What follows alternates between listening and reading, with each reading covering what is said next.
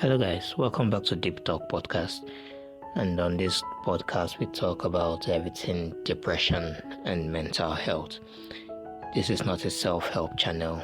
This is just a place where we talk about the things I think about daily. It's like a video journal. And if you're interested in sharing your stories about your depression, how you've handled them, or just things you want to get off your mind, you can send them to deeptalkpodcastng@gmail.com. And don't forget to like, share, subscribe, and comment down below your thoughts on the video. And let's get started. Today we're going to be looking at depression and religion. Depression and religion. And this is something that I'm very familiar with.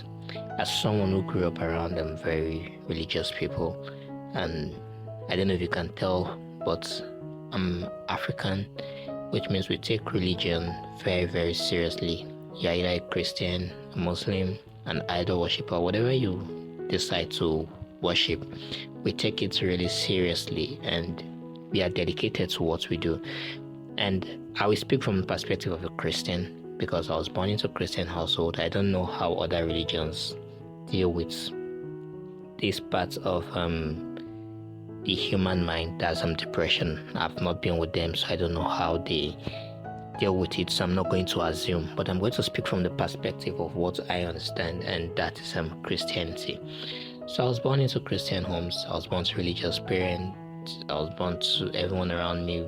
We went to church, we served God, and at a point when I began to notice traits and signs of depression in my life, I couldn't really speak out to anyone about it because of the kind of things you've heard. Not to me particularly, but we've been in services, we've been in churches, we've been in meetings where you will hear some statements, and when you hear them, when you find yourself in that situation, it's hard for you to come out and say, this is what I'm feeling exactly. And I don't believe that they don't say those things or they don't mean them in a way to hurt people or to hurt the people who are hearing those things. But I believe that because they don't have that experience, because they've not experienced that before, they don't really know that their words in this situation is doing more harm than good to the person they are speaking with. And we're going to look at some of those words and phrases that I've heard them use consistently.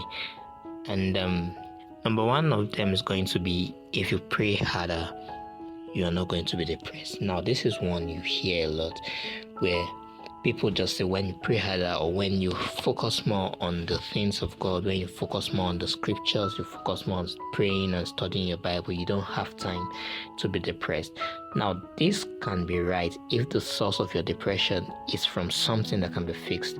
I don't know, a few episodes back, I made mention of the difference between depression and sadness, where I was saying something like some people, their depression comes from a place of situations and things they've experienced in their life, and some other people is just as a result of temporary situation in their life. An example of that, in case you've not seen that episode, is a person who got depressed because they failed an examination or they didn't get admitted into the college of their choice will instantly stop being depressed if something should change the situation. So if their results should be changed, or they discover that they were accepted, probably mixed up made them thought they were not accepted, their depression gets lifted, so they go from being depressed to being happy. But a person would just get depressed from situations around them. Now, those situations might not even be explainable. Now, that person gets depressed, then they look for situations around them to make them remain sad, because it doesn't make sense for them to just be sad for no reason. I'm talking from my own perspective, now that's how it happens with me. So in that situation, or that kind of a person, you will not tell that person that you just have to pray, because what am I praying about exactly? And I believe I'm not the only one that have this issue. And when I listen to church people and religious people talk about things like this, I understand where they're coming from. Sincerely, I do, but at the same time, it's hard to not feel offended, because when you look at that, they make it look like it's your fault why that thing's happening. They make it look like it's because you've chosen not to either pray or study your Bible, or you've made it a decision to feel that way, because there's this belief that once you are in God and once you're in Christ, everything works perfectly and works good, and which is true. Like I said, I was born into religious household and a Christian home, and I can say that yes, God is very good, and once you walk with God, everything will be perfect. But there are times where you just can't explain what's going on with you, and you just feel overwhelmed by everything. And since it's coming from a place where you can't even understand, most times it's hard for you to ask for help. And I mean that in the sense that for you to get to a point where you just get depressed for no reason, I believe you've been in a state of mind where you've been constantly depressed to a point where you are now used to that way of thinking, you are used to that way of living, and now it's very familiar to you. That's why your mind can automatically switch to a mode where you are very depressed for no reason. Now at that point, it's like the depression becomes very familiar to you, and it's something you find hard to let go. Like I said, everything I say is from the perspective of myself, so someone might listen to this and feel I'm wrong, but I'm speaking from my own perspective. So let me just say from my own perspective, I've gotten to a point where it's hard for me to let go of that feeling. So when someone offers me help, like you can pray, I think about it. Yes, if I really pray about it, it will go away. But the question is, do I really want it to go away? It's a situation where you are so used to it and nothing else is familiar. So it's a familiar environment for you. It's a familiar state of mind. It's a state of mind where you are very, very conversant with. So something coming to change that, it's kind of scary. So in that situation, telling someone that you don't pray enough or you can just get it over with prayer, it's very correct, but at the same time, it is not what that person needs at that time. And that can make the person feel like they are not being understood, or the people around them don't care about them enough to really understand where they are coming from or why they say the things they say. Another common phrase you've heard is something like, you need to find joy in the Lord, and in the presence of the Lord there is fullness of joy, and all those things. Now that is very true again, but this actually oversimplifies what the person you are talking to is actually experiencing. Also in previous episode, I made mention of, I think it should be I can't remember the episode now, but in that episode I was talking about pain and happiness, and I was talking about how I believe that happiness is not something that should just be handed out to everyone for no reason. It should be gotten as a result of an achievement, and it should be gotten as a result of you achieving something that you've actually wanted to achieve, or going after something that you want and you getting it. That's what I believe happiness should come from. But when you listen to most religious people, they just believe that happiness is something that is handed out. So because I am in the Lord and I believe in the Lord, I should just be happy for no reason. I actually don't believe that. I believe that happiness is a product, is an end product of something. I don't believe it's just something that everyone gets for no reason. So telling someone that just find joy in the Lord and be happy in the Lord, it actually makes the person's situation look very, very simple, especially when people look at it from the perspective of the situation making you depressed is something that can be fixed, which is another reason why people say that, because when they look at it and say there's no situation that the Lord can't fix. Now, when people say things like that, it's because they look at it like, what is making you depressed? Is it because of lack? Is it because of want? Is it because of education? What is it? And truly, everything can be fixed. So they look at it and they approach it from that situation, and that's actually make them make those kind of statements. And as much as it was meant to help and comfort, it actually causes more pain than it offers solution. Now, another word and a phrase that is very, very common also is you are probably going through this because of a sin. Well, where you are being accused of, probably because there's a sin in your life or something. Now, this is one that I don't really understand, and I don't really pay much attention to it, because For one, I don't see a reason why someone should tell me why I'm going through something, especially when it's a sin, because I do believe that judgment belongs to the Lord. So regardless of what I do, I don't think anyone should tell me when they feel that this is as a result of a sin. And by that I mean that now when someone says you are going through this because probably there's a sin in your life, it's more like, who made you a judge to decide what is a sin and what is not a sin? Because according to the Bible, say judgment belongs to the Lord. So I believe that even if I see someone acting in a way that the Bible condemns, all I do to that person is tell him this action is not right, this is not good. Probably you can do better, you can live a better life, but I don't outrightly say this is a sin, because I believe that saying that is a form of judgment, and according to the Bible, we are not meant to judge. So that statement alone can cause anger and can cause resentment towards the person that is making that statement. So that is also one of the phrases that is common. Another one that is very common is telling people that you are not grateful of God's goodness. Now, this can be said, I don't know why people make this kind of statement, but I believe that they make statements like this to make you appreciate what you have, but it will actually have the opposite effect. Telling someone that they don't have they're not gratitude, they don't have gratitude enough, or they're not grateful. Yeah, that's what they are not grateful for what they have because they feel depressed. It's actually not a good thing. Another one that is very common is there are people who have it worse than you. There are people who have it worse than you. That's actually true. There are people who have situation worse than me. There are people who are in worse situations than me. But that does not make my pain lesser. That does not make their pain any worse than mine.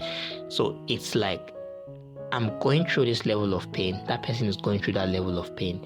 But because of my experiences, this pain is the worst I've been in. Because of that person's experience, this pain is the worst they've been in also. So when you measure it from the perspective of the person going through that pain, both people are actually feeling almost the same level of pain, whether it's physically or mentally. But because we try to judge one person's pain from the perspective of another person's pain, we tend to miss the point that regardless of how serious or how less my pain might be, it doesn't make it less valuable. It doesn't make it less important. That's the word. It doesn't make it less important. So I believe telling people that they are not grateful is actually from a place where they want you to appreciate and look at the things around you and appreciate God more for the gift of life and everything. But at the same time, I believe it will have the opposite effect, because at this point, you're making this person's pain look like it is insignificant. Now, telling someone that you could have it worse or it could have been worse, or there are people who have situations worse than yours, it's like trying to make them feel like the judgment or the measurement for them having a good life is from the perspective of someone who is having it worse. If you tell me there are people who have it worse than me, you can also use the same analogy that there are people who have it better than me. There are people who are in better situations than me. But we don't hear people use that. We tend to measure people's happiness or what we feel people should be or should be going through from the perspective of the negative situation, not always from the perspective of a positive situation, which is why also it causes more problem and it causes more harm than good when talking with a depressed person. Another one that is common is you hear this phrase. This will be the last one. This is going to be a very short episode. So you hear this phrase mostly saying that if you are closer to God, or if you are closer to God, you probably won't feel this way.